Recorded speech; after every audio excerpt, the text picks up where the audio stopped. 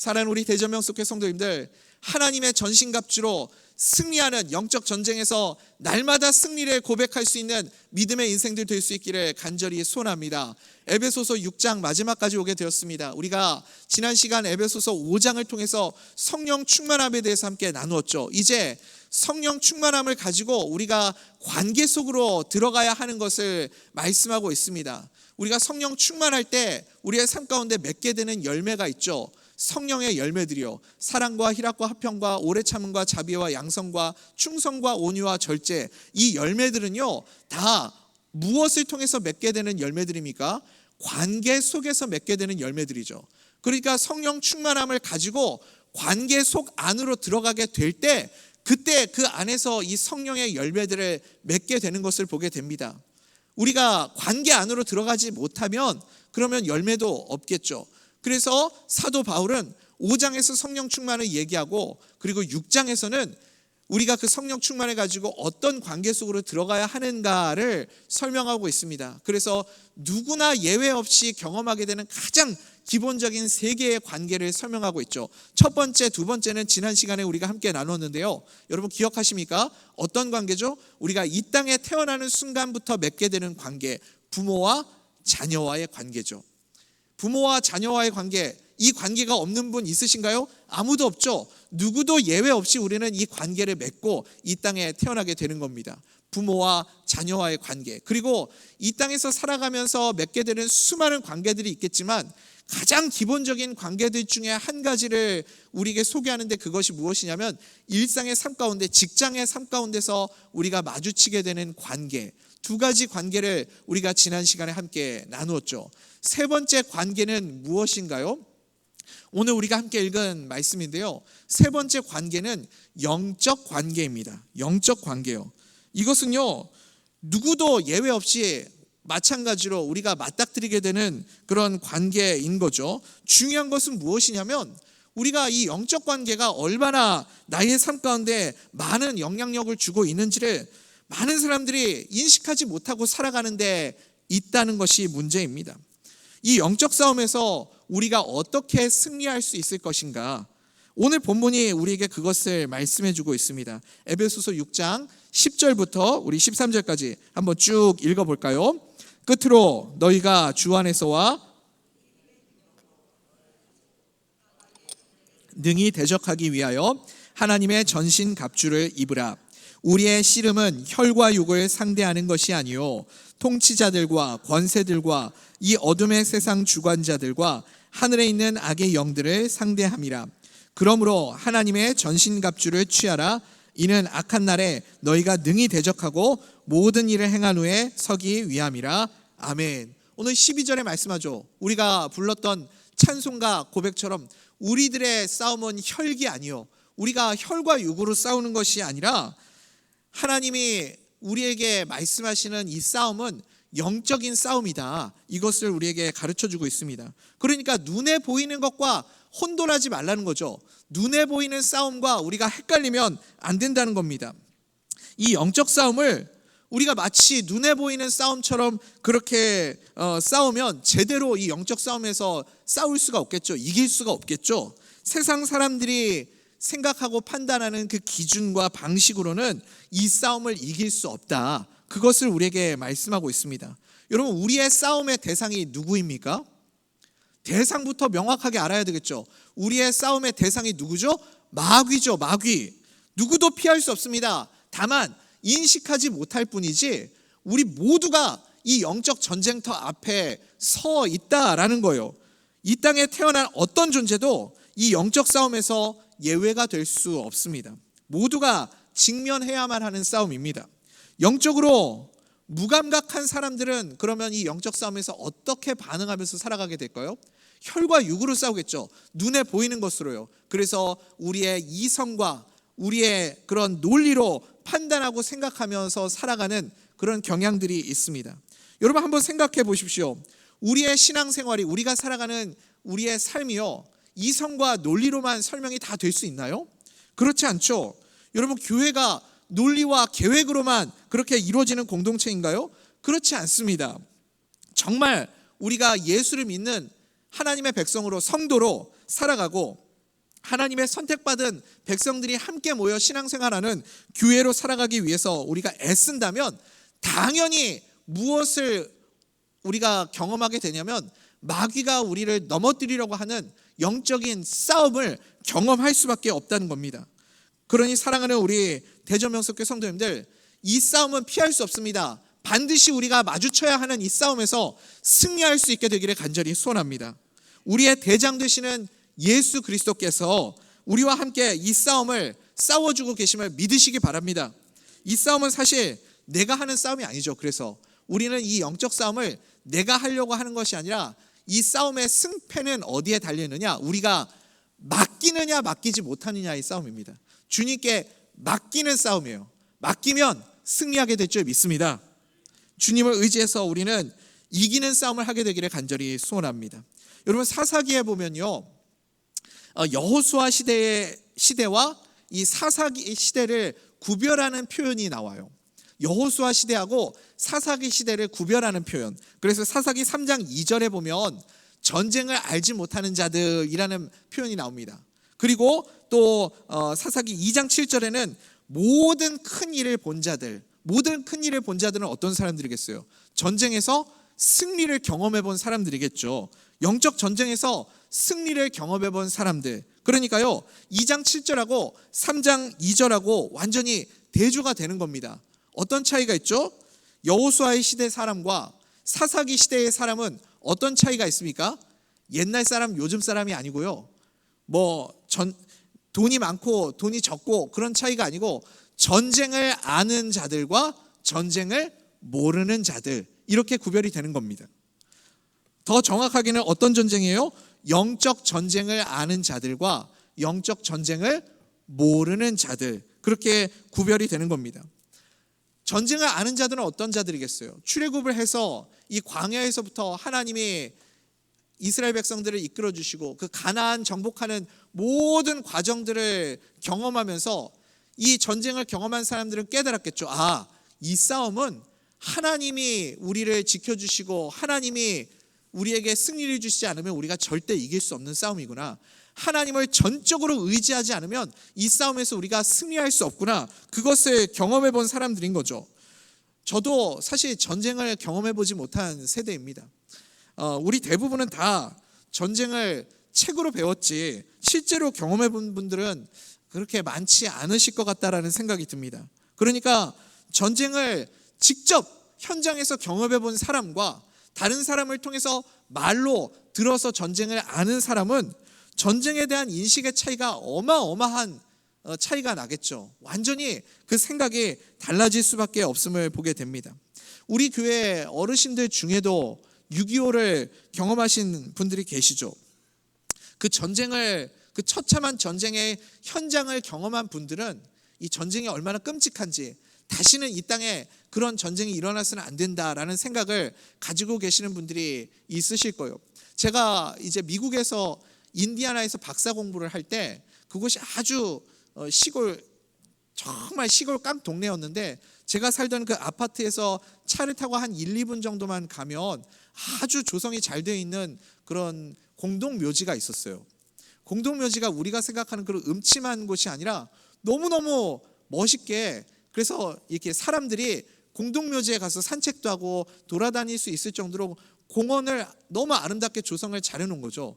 야, 도대체 무슨 공동묘지를 저렇게 아름답게 잘 꾸며놨을까, 그런 생각이 들었었는데 나중에 알고 보니까 그 공동묘지는 아주 특별한 사람들만 갈 수 있는 묘지였어요. 어떤 곳이었냐면 한국전쟁, 그러니까 6.25 전쟁에 참전했던 참전 용사들이 묻히는 공동묘지가 바로 거기였던 거죠. 제가 살던 그 동네에 아주 많은 분들이 참전 용사로 계셨다는 거예요. 그래서 이제 제가 가기 전 한 10수년 전에는 100명이 넘는 참전 용사들이 계셨었던 적도 있다고, 그런 이야기를 들었어요. 그분들이 이제 매해마다 모여가지고 돌아가신 분들을 기리고, 그리고 그 한국 전쟁에 참전했었던 분들이 함께 모여서 같이 추도식을 갖고, 그리고 거기에서 식사도 하고 교제도 하고 그런 시간을 가졌습니다.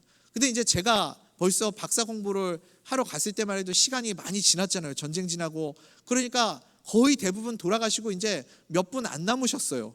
몇 분 안 남으시니까 이제 뭐 몇 분 앉아가지고 이렇게 하기에는 너무 초라하잖아요. 그래서 사람들을 초대하기 시작했는데 누구를 초대했냐면 한인교회 한국 분들을 초대를 한 거예요. 그래도 한국 사람들은 그 한국 전쟁, 내가 그 전쟁터에 나가서 싸워줬던 그 나라 사람들이니까 한인교회에 와가지고, 한인교회도 제가 섬기던 교회가 뭐 50명도 안 되던 정말 작은 교회였는데 그 교회 와가지고 같이 그 세레머니 참석을 좀 해달라고 요청이 와서 저는 뭣도 모르고 가가지고 거기 앉아가지고 그 기념하는 행사에 참석하고 앉아가지고 그런 식사도 대접받고 그랬던 기억이 나요. 거기 이제 앉아 계시던 할아버지들이 연세가 뭐 다 엄청 많으시죠. 정말 연세들이 많으신 그 할아버지들이 다 계시는데 그 중에 어떤 분이 오셔가지고 제 이제 식탁의 앞자리에 앉으셔서 자기 얘기를 하시는 거예요. 자기가 몇 살 때 한국에 와가지고 이 전쟁터에 참여했냐면 17살 때 왔대요. 17살 때. 원래는 그 나이에 전쟁터에 못 가거든요. 근데 그때만 해도 그게 나이를 속이고 갈 수 있었나 봐요. 가정이 너무 힘들고 어려워가지고 자기가 지원을 해가지고 이 한국 전쟁에 17살 때 와가지고 그래서 그 전쟁의 현장을 거치고 살아남아가지고 지금까지 살게 되었다. 그런 인생의 스토리들을 듣게 되었습니다. 그분들은 그 전쟁의 처참함을 너무 잘 아시죠. 여기에서 같이 전쟁터에서 싸우다가 여러분 얼마나 고마운 분들이에요. 자기 나라도 아니고 남의 나라에 와가지고 한국 사람들을 위해서 싸우다가 돌아가신 분들이니까 너무너무 감사한 생각이 들더라고요. 근데 그분들이 그 한국에 대한 애착이 아주 특별한 겁니다. 자기들이 경험한 그 전쟁이 너무 처참하고 끔찍했기 때문에 다시는 이 한국 땅에 그런 전쟁이 일어나서는 안 된다. 그런 이야기들을 하시는 말씀을 들었습니다. 그러니까요, 전쟁을 경험해 본 사람과 전쟁을 경험해 보지 못한 사람은 어마어마한 이런 이해의 차이가 있다라는 거죠. 근데 사사기에 보면 하나님이 무엇을 말씀하시냐면 아직 이 전쟁을 알지 못하는 자들을 위해서 그 전쟁이 얼마나 이 영적 전쟁이 우리에게 얼마나 중요한 의미가 있는지를 알게 하시려고 이방 민족들을 남겨두셨다. 그런 말씀이 나와요. 그러니까 여러분 왜 이방 민족들을 남겨두신 거예요? 그것들을 통해서 이 싸움은 하나님께 맡겨야 이기는 싸움이구나. 이것이 영적 싸움이구나. 이것을 알려주시려고 하나님이 이방 백성들을 남겨두셨다라는 겁니다. 여러분 그러니까 우리의 삶 가운데도 이런 일들이 있죠. 영적 전쟁이라니까요. 하나님이 우리의 삶 가운데도요, 때로는 고난을 허용하시고 때로는 어려운 일들을 허용하실 때가 있습니다. 하나님이 의도하시는 거라는 거죠. 왜냐하면 이것이 무엇임을 깨닫게 하려고요. 이게 영적 싸움이구나. 하나님 앞에 엎드리라고, 하나님 앞에 구하라고, 지금 우리가 이 영적 전쟁터 안에 내가 들어와 있구나, 이것을 깨달으라고 하나님이 때로는 우리에게 이런 고난과 어려움들을 허용하신다라는 겁니다. 그래서 우리가 그럴 때 정신 차려야 살지 않겠습니까? 정신 차려야 거기에서 이 영적 전쟁임을 깨닫고 하나님께 구할 수 있게 되겠죠. 우리가 이 영적 전쟁터 한복판에 서 있다는 것을 여러분 꼭 기억하시기 바랍니다. 중요한 것은 여러분 우리가 두려워할 필요는 없어요.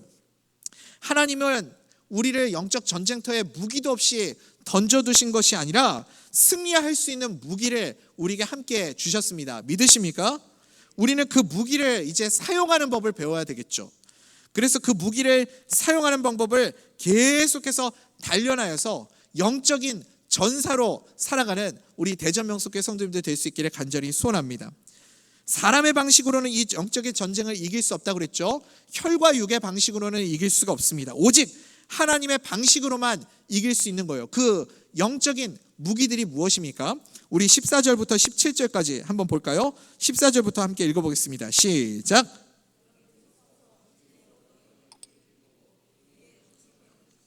평안의 복음이 준비한 것으로 신을 신고 모든 것 위에 믿음의 방패를 가지고 이로써 능히 악한 자의 모든 불화살을 소멸하고 구원의 투구와 성령의 검 곧 하나님의 말씀을 가지라. 아멘.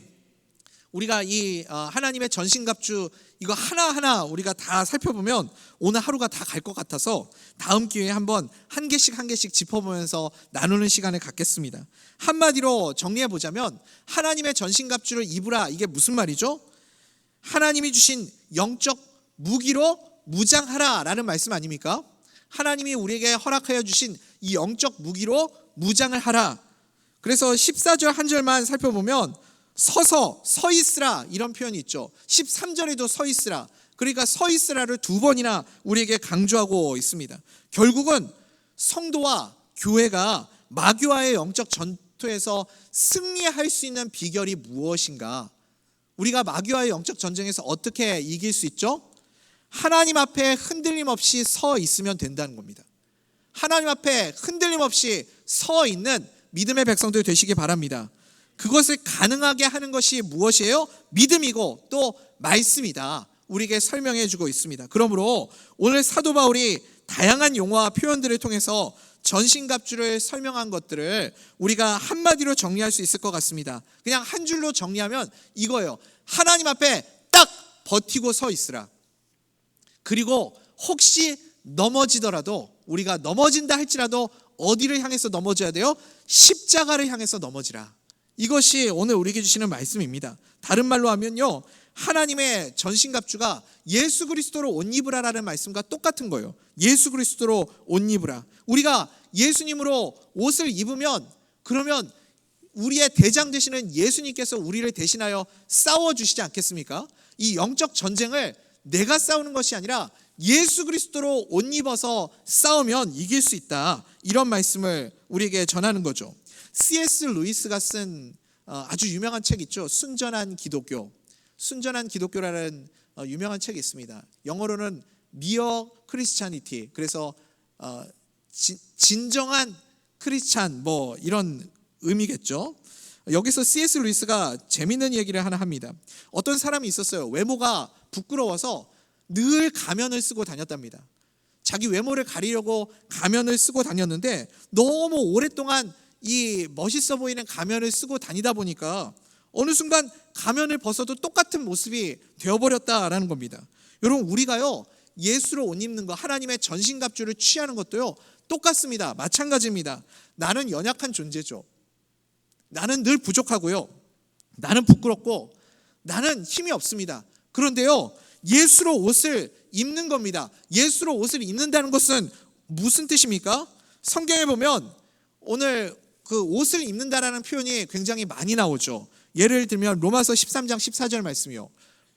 오직 주 예수 그리스도로 옷 입고 정욕을 위하여 육신의 일을 도모하지 말라. 또 갈라디아서 3장 27절에도 말씀하죠. 누구든지 그리스도와 합하기 위하여 세례를 받은 자는 무엇으로 못 입었다고요? 그리스도로 옷 입었느니라. 또 골로새서 3장 12절 말씀이요. 그러므로 너희는 하나님이 택하사 거룩하고 사랑받는 자처럼 긍휼과 자비와 겸손과 온유와 오래 참음을 옷 입고. 그러니까 하나님의 전신갑주를 취한다는 것은 예수 그리스도로 이렇게 옷을 입는다는 겁니다. 옷을 입는다는 것은 무엇이냐면 아직 나는 수준이 안 돼요. 아직 나는 그 정도 수준이 아니라고요. 그런데 그냥 일단 예수의 옷을 입는 겁니다.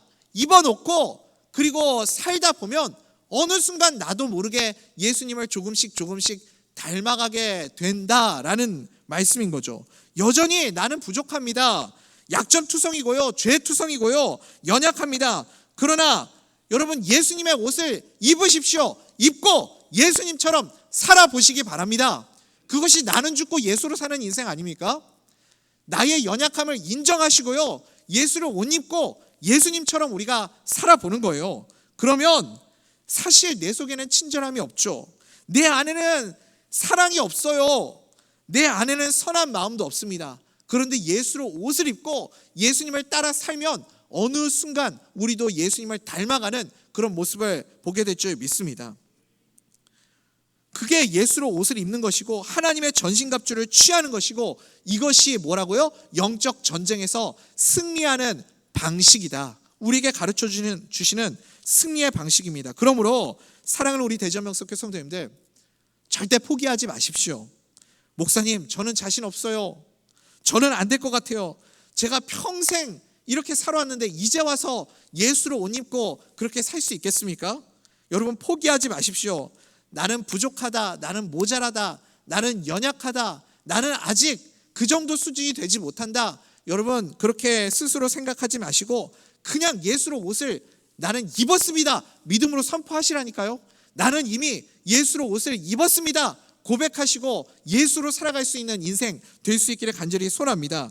이것이 악한 마귀와 우리가 싸워서 승리하는 비결이고 하나님의 능력으로 우리가 살아가는 방법임을 꼭 기억하시기 바랍니다. 지금 사도 바울의 처지를 한번 생각해 보세요. 사도 바울이 지금 어디에서 이 에베소서 편지를 쓰고 있죠? 감옥이죠. 감옥에 갇혀 있습니다. 여러분, 감옥은 어떤 곳이에요? 모든 것이 결핍되어 있고 모든 것이 부족하고 모든 것이 완전하지 않은 곳이 감옥 아닙니까? 그럼에도 불구하고 능히 하나님의 사명을 감당하면서 여전히 복음을 담대하게 증거할 수 있는 이유가 무엇입니까?